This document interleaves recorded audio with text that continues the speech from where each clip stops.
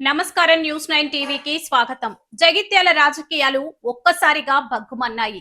అభివృద్ధి కోసం జరగాల్సిన చర్చ ఇప్పుడు సవాలు, ప్రతి సవాలు, సంచలన ఆరోపణల స్థాయికి చేరింది. కేంద్రీయ విద్యాలయం సాకుతో మొదలైన పొలిటికల్ వార్లో ఎంపీ ధర్మపురి అరవింద్ టార్గెట్ గా జగిత్యాల ఎమ్మెల్యే డాక్టర్ సంజయ్ కుమార్ సంచలన వ్యాఖ్యలు చేశారు. మొదటి నుంచి కూడా కేంద్రీయ విద్యాలయంకు 5 ఎకరాలు కావాలని అడిగాం. నేను కావచ్చు, గౌరవ మంత్రి గారు కావచ్చు, కేంద్రీయ విద్యాలయంకు 5 ఎకరాలు ఇవ్వాలి అని చెప్పే కోరినాం. ఎందుకంటే తక్కువ 5 ఎకరాలు ఇవ్వాలి. ఇవాళ చెలిగల్ ఫామ్ దగ్గర భూమి విలువ 8 నుంచి 10 కోట్లు ఒక్కొక్క ఎకరం కోట్లు నేను చెప్పి. అంటే 5 ఎకరాలు అన్నా కానీ దాదాపు 40 నుంచి 50 కోట్ల రూపాయల భూమి. ఒకటి డబ్బు, రెండవది కాలం మారిన కొద్దిగా చాలా మార్పులు వస్తుంటాయి.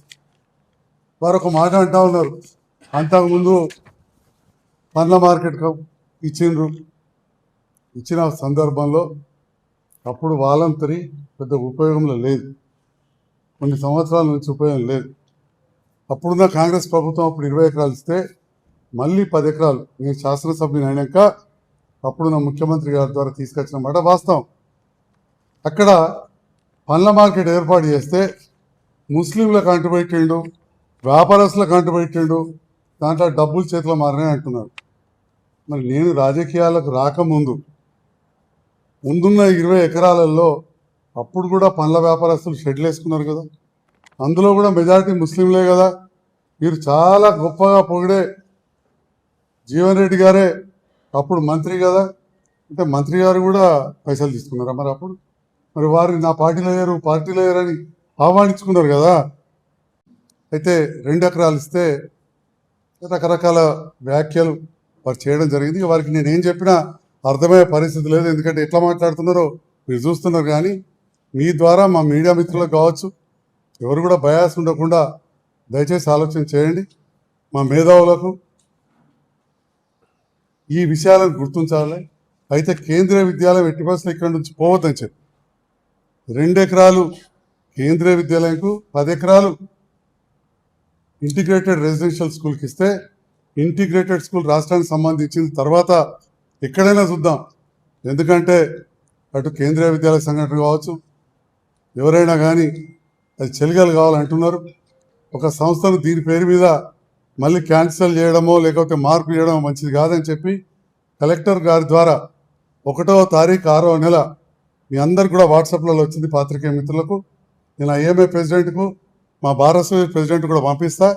48 పేజీలతోటి అలైనేషన్ చేస్తూ 5 ఎకరాలు అలైనేషన్ చేస్తూ సర్వే చేసి మ్యాప్తో సహా కేంద్రీయ విద్యాలయ సంఘటనకు పంపించడం జరిగిన ఇన్ని రోజుల తర్వాత, ఇప్పుడు దాదాపు 15 రోజుల తర్వాత కూడా ఇంకా దానిపైన రాజకీయం చేయడం అనేది కరెక్ట్ కాదు.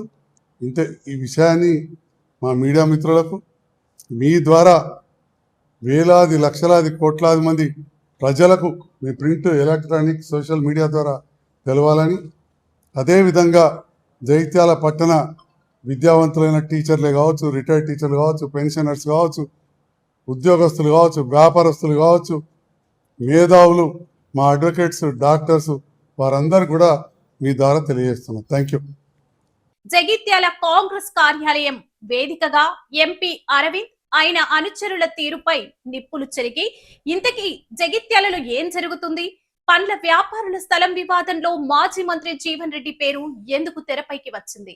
జగిత్యాల మేధావులారా ఆలోచించండి అంటూ ఎమ్మెల్యే సంజయ్ కుమార్ సూటిగా ప్రశ్నిస్తున్నారు.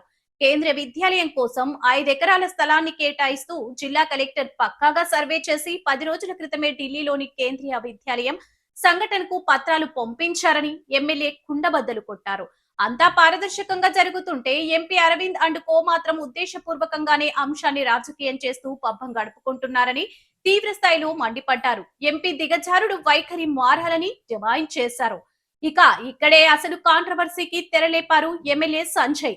గతంలో పండ్ల వ్యాపారులకు స్థలం కేటాయింపు వ్యవహారంపై తనపై బురద చల్లే ప్రయత్నం చేస్తున్న వారికి దిమ్మ తిరిగే కౌంటర్ ఇచ్చారు. గతంలో వాళ్ళందరి క్షేత్రం సేవలు నామమాత్రంగా ఉండటం వల్లే పండ్ల వ్యాపారులకు స్థలం ఇచ్చామని స్పష్టం చేసిన ఆయన అదే సమయంలో మాజీ మంత్రి ఎమ్మెల్సీ జీవన్ రెడ్డి పేరును ప్రస్తావించడం రాజకీయంగా తీవ్ర సంచలనం రేపుతుంది.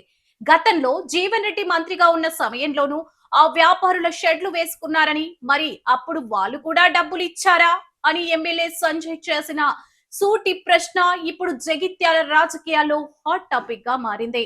తనపై కావాలని వ్యక్తిగత దూషణలు, క్యారెక్టర్ అసోసియేట్ చేయడం తగదని, డబ్బుల కోసం రాజకీయాలు చేసే నీచమైన వ్యక్తిత్వం తనది కాదని తేల్చి చెప్పారు సంజయ్. ఇప్పటికైనా కేంద్రీయ విద్యాలయంపై చిల్లర రాజకీయాలు మానుకోవాలని ఆయన స్ట్రాంగ్ వార్నింగ్ ఇచ్చారు.